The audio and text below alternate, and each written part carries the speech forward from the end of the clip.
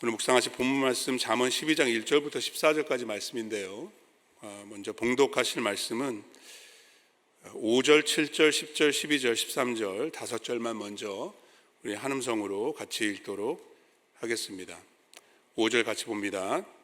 의인의 생각은 정직하여도 악인의 도모는 속임이니라. 7절 악인은 엎드러져서 소멸되려니와 의인의 집은 서 있으리라. 10절 의인은 자기의 가축의 생명을 돌보나 악인의 긍휼은 잔인이라. 12절 악인은 불의의 이익을 탐하나 의인은 그 뿌리로 말미암아 결실하느니라. 13절 악인은 입술의 허물로 말미암아 그물에 걸려도 의인은 환난에서 벗어나느니라.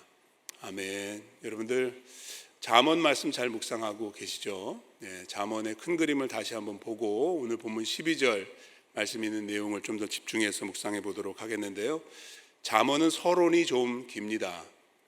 그래서 1장부터 9장까지가 전체적인 서론, 12장부터 우리에게 익숙한 그 격언과 같은 형식의 잠언의 말씀이 나오는 반면에 1장부터 9장까지는 서원, 프롤로그에 해당하는 내용이 되겠습니다. 그래서 마치 지혜로운 아버지가 자식에게, 아들에게 권면하고 하나님의 지혜를 전수하는 그런 내용으로 구약학자인 트램펄 롱먼의 견해에 의하면 17가지의 스피치, 강화가 기록되어 있는 내용이다라고 말합니다.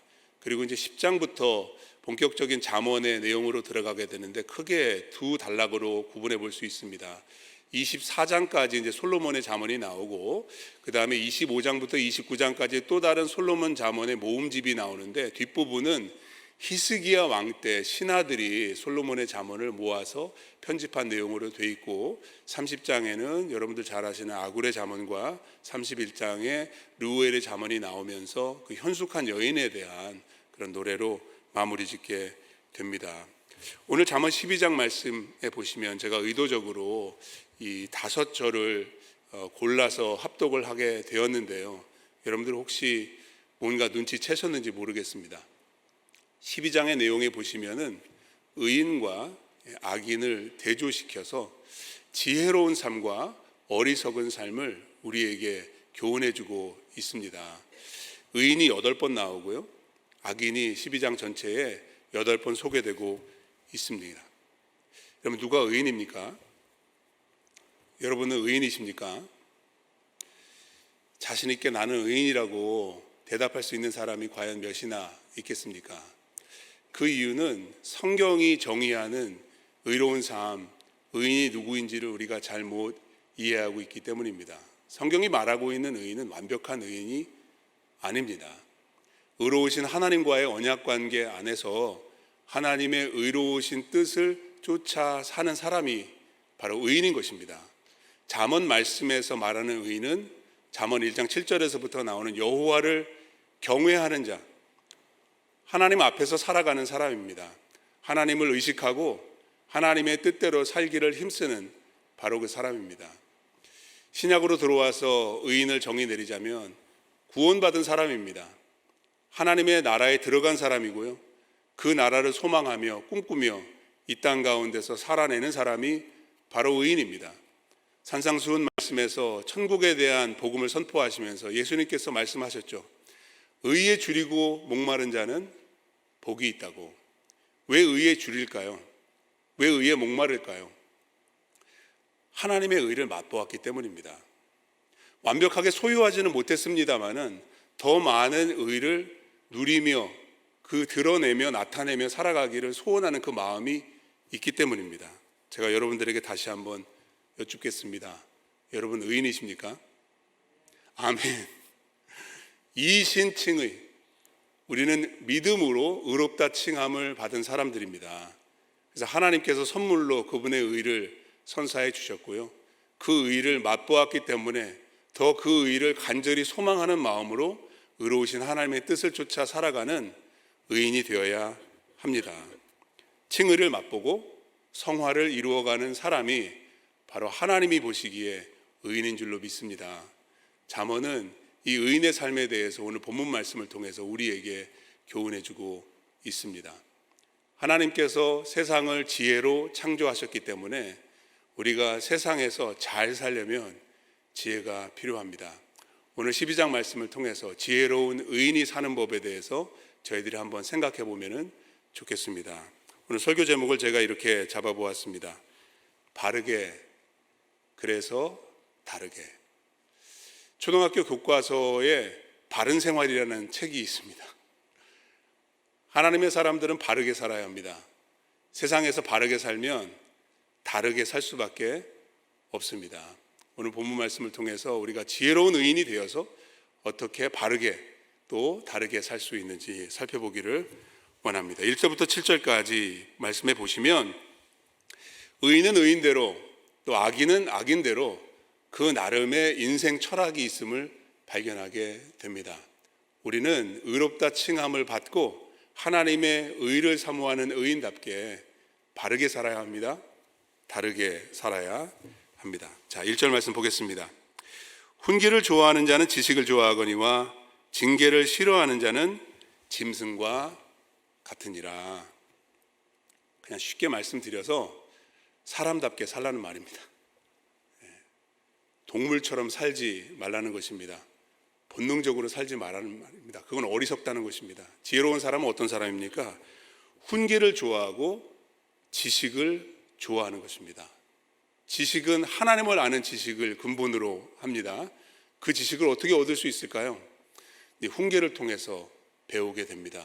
그래서 훈계를 좋아하고 지식을 좋아해야 지혜로운 의인이 될 수 있다, 이런 말입니다. 이 훈계와 지식을 통해 훈련을 받으면 좋은 사람이 됩니다. 자, 2절 보세요. 선인은 여호와께 은총을 받으려니와 악을 꾀하는 자는 정죄하심을 받으리라. 은총을 받을 수도 있고 정죄하심을 받을 수 있습니다. 은총과 정죄는 하나님으로부터 옵니다. 여러분, 정죄를 받기 원하십니까? 은총을 받기 원하십니까? 여러분, 은총 영어 성경에 보십시오. favor라고 되어 있습니다. favor. 우리 티마스 목사님 오셔서 favor 설교해 주시잖아요. 그 favor가 필요합니다. 우리 favor를 얻어야 합니다. 정죄를 받지 말아야 합니다. 어떻게 해요? 선인은 여호와께 은총을 받는, 좋은 사람이 되어야 되나요? Good man. 어떻게 좋은 사람이 되나요? 훈계를 좋아하고 지식을 좋아하고 하나님의 지혜를 얻으면 잘 살 수 있어요. Good life. 그 사람은 하나님의 은총을 받는다. 여호와께 은총을 받아야 우리가 삶을 살아갈 때 불안하지 않습니다. 안정되고 하나님의 샬롬을 누릴 수가 있다는 말씀입니다. 3절 말씀 보십시오. 사람이 악으로서 굳게 서지 못하거니와. 왜 굳게 서지 못할까요? 2절 하반절에 나왔지 않습니까? 악을 꾀하는 자는 정죄하심을 받기 때문에 그 삶이 굳게 설 수가 없습니다. 그 반면에 의인은 어떤가요? 의인의 뿌리는 움직이지 아니하느니라. 어떻게 그 뿌리를 깊이 내리고 굳건히 서는 인생이 될 수 있겠습니까? 자, 2절 말씀에서 여호와의 은총을 받으면 됩니다. 하나님의 페이버가 필요한 것입니다. 그럼 우리의 삶이 뿌리 깊은 나무처럼 될 수 있다. 여러분, 용비어천가 한 대목 아시나요? 뿌리 깊은 나무는 바람에 안이 흔들려 꽃이 좋아지고 열매가 많아진다. 용비어천가에 나오기 전에 잠언에 이 말씀이 있습니다. 성경에 나오는 말씀입니다. 뿌리 깊은 나무와 같이 흔들리지 않는, 꽃이 피고 열매 맺는 그런 인생이 되는 비결이 있습니다. 페이버입니다. 하나님의 페이버. 어떻게 그 페이버를 얻는다고요? 훈계를 좋아하고 지식을 좋아해야 한다. 여호와의 은총이 필요하다. 또 뭐가 필요할까요? 4절입니다. 어진 여인은 그 지아비의 면류관이나, 남편을 말하는 것입니다. 욕을 끼치는 여인은 그 지아비의 뼈가 썩음 같게 하느니라. 왜 갑자기 난데없이 아내가 나오고 남편이 나올까요? 이 잠언은 청년들에게 주시는 말씀입니다. 주로. 그래서 이 올바른 인생 철학을 가지고 바르게, 그래서 다르게 살기 위해서는 좋은 배우자가 필요하다는 거예요. 혼자 할 수 없다는 거예요. 특별히 여기 어진 여인이라고 묘사가 되어 있잖아요. 이 어질다라는 단어가 히브리어로 하일입니다. 하일. 혀를 좀 긁으셔야 됩니다. 하일. 이 단어가 잠언 31장에 나오는 이 현숙한 여인 할 때 그 현숙하다는 그런 뜻입니다. 저희 일림교회에도 성함이 현숙이신 우리 여자 성도님들이 계십니다. 이름값 하시기를 축복합니다. 모든 우리 열린문교회 여성도님들이 현숙한 여인이 되시기를, 어진 여인이 되시기를 축복합니다. 우리의 삶은 가정을 떠나서 이루어갈 수가 없습니다. 혼자서 바르게 다르게 살 수가 없다는 거예요. 그래서 하나님께서 짝지어 주신 그 배우자와 함께, 그리고 여러분들 자녀들을 위해서 기도하실 때 이런 배우자 만나게 해달라고, 하나님 앞에서 지혜로운 의인처럼 살아갈 수 있는 그런 가정을 이루어갈 수 있는 우리 자녀들 될 수 있도록 축복하시면서 기도하시기를 바랍니다. 자, 5절입니다. 의인의 생각은 정직하여도 악인의 도모는 속임이니라. 그 마음속에 품은 생각과 계획이 다른 것입니다. 정직하고 떳떳해야 합니다. 올바른 인생 철학을 가지고 살아가야 합니다. 6절 말씀 보십시오. 이 정직한 생각은 결국 정직한 말로 드러나게 되어 있다라는 것입니다. 악인의 말은 사람을 엿보아 피를 흘리자 하는 것이군요.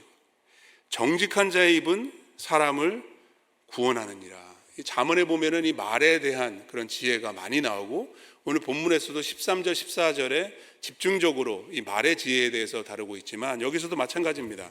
의인은 어떤 말을 하나요? 정직한 생각을 하기 때문에 정직한 말을 한다는 것입니다. 악인은요, 사람을 해치고 말로 죽인다는 것입니다. 의인은 말을 해도 사람을 위로하고 사람을 치유하고 회복하며 살리는 말을 한다는 것입니다. 정직한 자의 입은 사람을 구원하느니라. 누구를 구원할까요? 우리가 13절 14절에 가서 다시 한번 살펴보겠지만, 나도 살리고 남도 살리는 것입니다.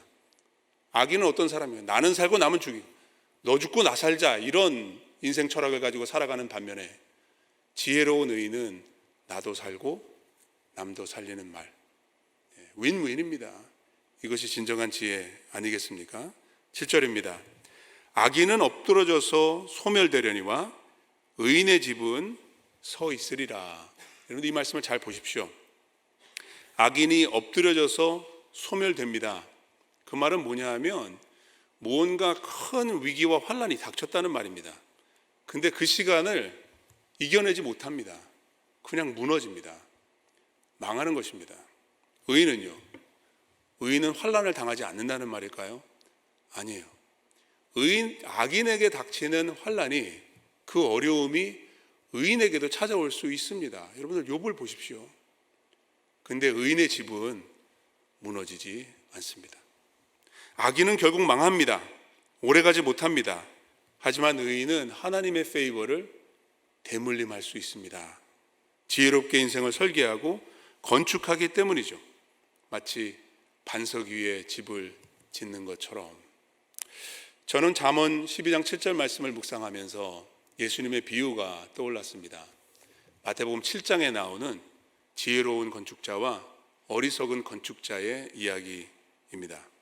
예수님이 이렇게 산상수훈의 말씀을 결론 지으셨는데요. 그러므로 누구든지 나의 이 말을 듣고 행하는 자는 그 집을 반석 위에 지은 지혜로운 사람 같으리니, 비가 내리고 창수가 나고 바람이 불어 그 집에 부딪히되 무너지지 아니하나니 이는 주추를 반석 위에 놓은 까닭이요. 자, 26절 27절 같이 읽어보겠습니다. 나의 이 말을 듣고 행하지 아니하는 자는 그 집을 모래 위에 지은 어리석은 사람 같으리니, 비가 내리고 창수가 나고 바람이 불어 그 집에 부딪힘에 무너져 그 무너짐이 심하니라. 여러분, 지혜로운 사람과, 예수님이 말씀하시는 지혜로운 사람과 어리석은 사람의 공통점이 있습니다. 물론 차이점이 있죠. 공통점이 있어요. 뭡니까? 둘 다 집을 짓는다는 거예요. 인생의 집을 짓고 가정의 집을 짓고 사업이라는 명목하에 무언가를 세워나갑니다. 또 다른 공통점이 있습니다. 비가 내리고 창수가 나고 바람이 불어서 그 집에 부딪힌다는 것입니다. 이것은 지혜로운 사람에게도 어리석은 사람에게도 의인에게도 악인에게도 동일하게 일어날 수 있는 역경입니다. 이런 팬데믹은 예수 믿든지 안 믿든지 다 지나가는 것입니다. 고난의 시간은 누구에게도 모든 사람에게 찾아올 수 있는 것입니다. 근데 다른 게 있습니다. 다른 게 있어요. 뭐가 다른가요? 시작이 다르고 끝이 다릅니다, 여러분. 기초가 다릅니다. 여러분, 집을 지을 때 기초를 먼저 놓잖아요. 어디에서부터 시작하는가? 나 인생을 설계하는데 말입니다. 그 철학이 나 어떻게 살 것인가? 그 출발점이 다른 것입니다. 우리는 알파와 오메가 되시고 처음과 나중이 되시는 The beginning and the end, 예수 그리스도로 시작하고 예수 그리스도로 마치는 인생이 되어야 할 줄로 믿습니다. 이게 의인인 것입니다. 그럼 끝이 다릅니다. 여러분, 시작이 다르면 끝이 다릅니다. 오늘 하루 다시 한번 예수로 시작하시기 바랍니다.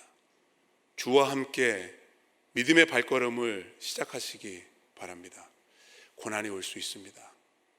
여전히 어려울 수 있습니다. 하지만 성경은 우리에게 보장합니다. 하나님 말씀하십니다. 끝이 다르다는 것입니다. 무너지지 않는다는 것입니다. 의인의 집은 영구히 굳건히 서 있을 줄로 믿습니다. 그래서 우리는 잠언의 지혜를 따라서 바르게 살아야 합니다. 다르게 살아야 합니다. 오늘 본문으로 돌아와서 우리의 인생에 있어서 빼놓을 수 없는 것, 살아가는 것과 연관된 것은 일하는 것입니다. 집 안에서 일을 하기도 하고요, 집 밖에서 일을 하기도 합니다. 우리는 다 일을 하면서 살아갑니다. 그래서 지혜로운 의인도 일을 합니다. 잠언에는 일에 관한 지혜의 말씀들이 많이 나오는데 오늘 12절부터 8절부터 12절까지의 말씀을 일이라는 그런 관점에서 한번 우리가 살펴보면 좋겠습니다. 자, 8절입니다. 사람은 그 지혜대로 칭찬을 받으려니와 마음이 굽은 자는 멸시를 받으리라. 우리는 일을 하면서 살아가면서 칭찬을 받는 인생이 되어야 합니다. 인정받는 자가 되어야 됩니다. 누구에게 인정을 받아야 될까요? 우리가 누구의 칭찬을 먼저 구해야 할까요? 잠언은 여호와를 경외하는 것이 지식과 지혜의 근본이라고 말합니다.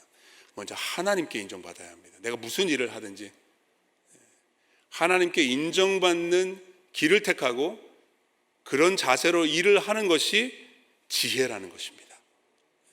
결국에는 하나님 앞에서 우리의 인생은 평가받기 때문입니다. 하나님께 인정을 받기를 힘쓰면 사람에게 인정받는 것은 그냥 따라오는 것입니다.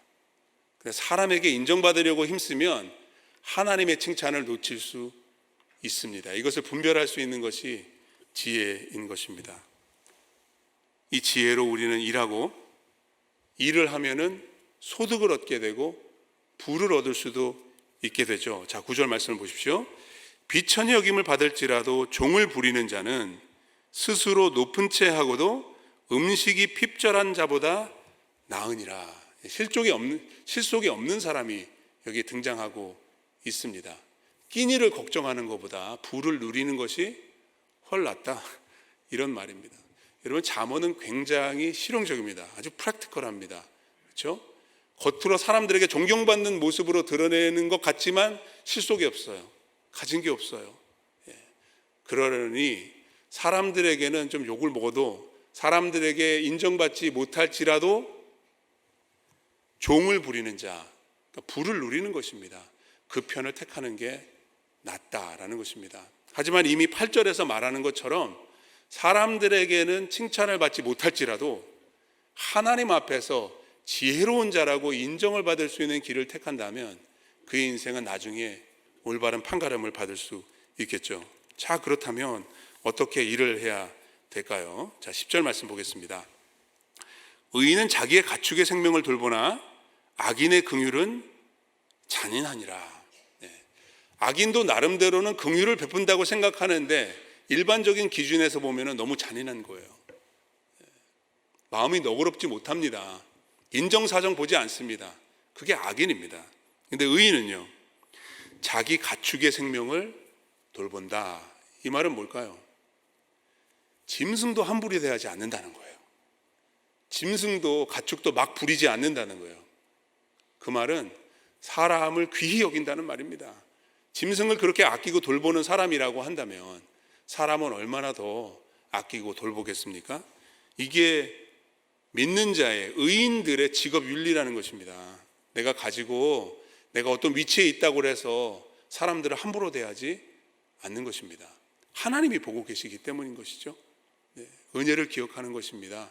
진정한 지혜를 발휘하는 것입니다. 11절, 자기의 토지를 경작하는 자는 먹을 것이 많거니와 방탕한 것을 따르는 자는 지혜가 없느니라. 어리석은 사람은 허황된 꿈을 꾸고 일확천금을 노리고 요행을 바라는 것입니다. 그게 방탕한 것을 따르는 것입니다. 지혜로운 사람은요, 의인은 자기의 토지를 경작하는 것에 힘씁니다. 그냥 근면성실한 것입니다.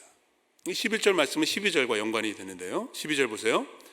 악인은 불의의 이익을 탐하나, 그렇죠? 방탕한 것을 따르는 것입니다. 그 반면에 의인은 어떻습니까? 그 뿌리로 말미암아 결실하느니라.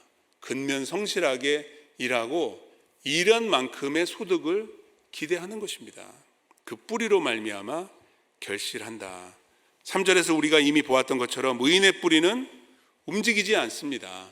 하나님께서 심으셔서 하나님의 뜻을 따라서 열심히 일하면 하나님께서 그 모든 수고를 헛되지 않게 하실 것입니다. 이런 말이 있더라고요.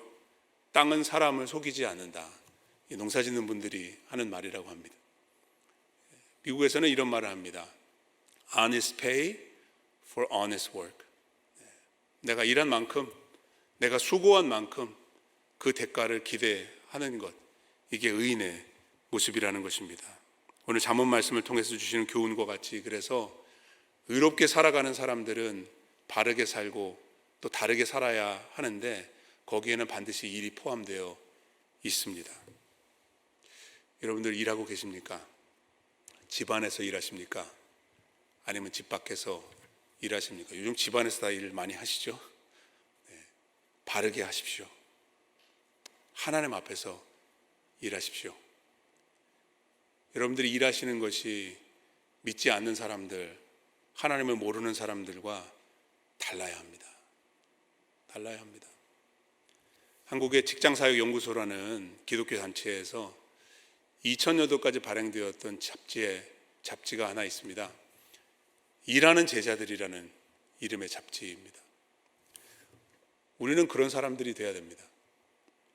예수 그리스도의 제자로서 어떤 직업으로서 부름을 받으셨을지라도 그 일터에서 주를 위해 일하는 제자가 되어야 합니다. 예수님의 말씀 가운데서도 이 일과 연관된 비유가 참 많이 나옵니다. 왜냐하면 우리는 일하면서 살아가기 때문이죠. 평생을. 예수님은 우리가 지혜 있고 진실한 청지기가 되기를 원하십니다. 누가복음 12장에 나오는 말씀입니다. 주께서 이르시되 지혜 있고 진실한 청지기가 되어 주인에게 그 집 종들을 맡아 때를 따라 양식을 나누어 줄 자가 누구냐? 주인이 이를 때에 그 종이 그렇게 하는 것을 보면 그 종은 복이 있으리로다.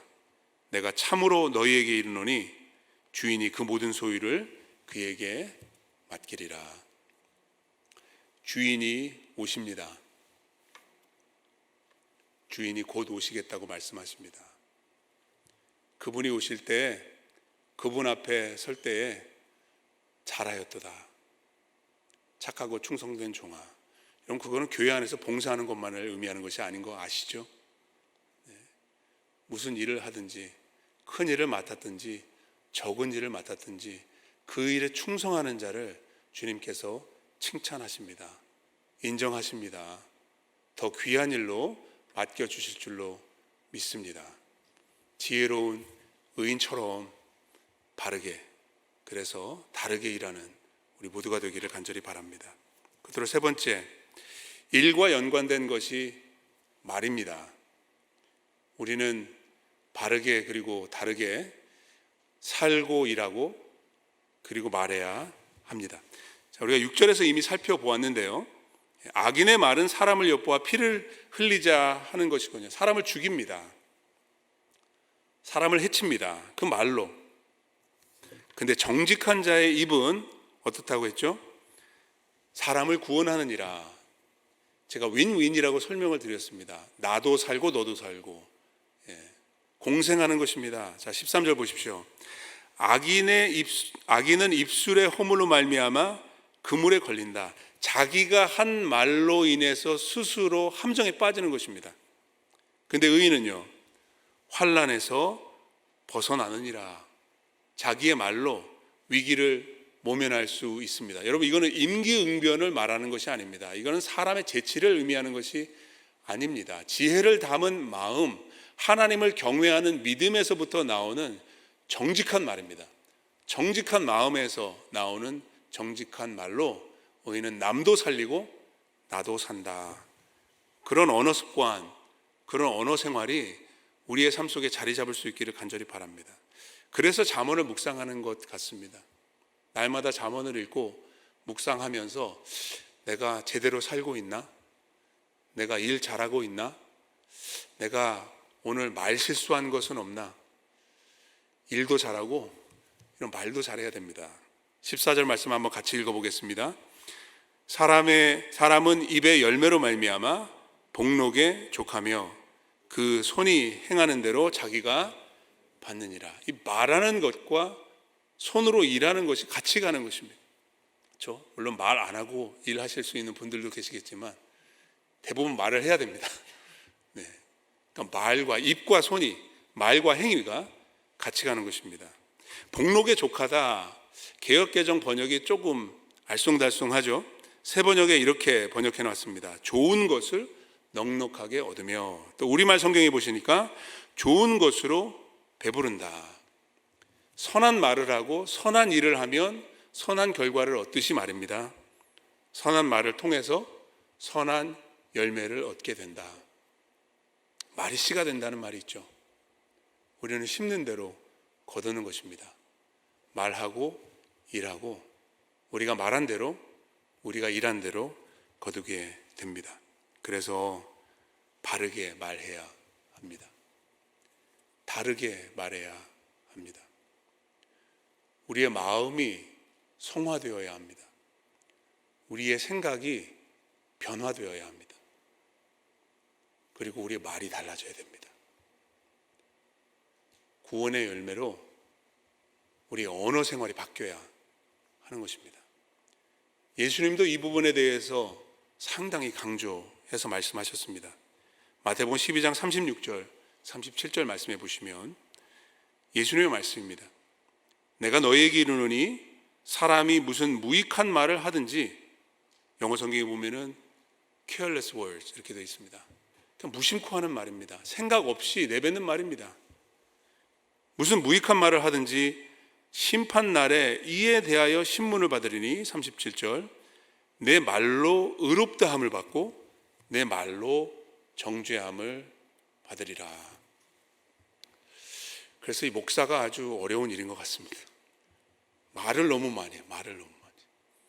말을 조심해야 되는데. 여러분 기억하십시오.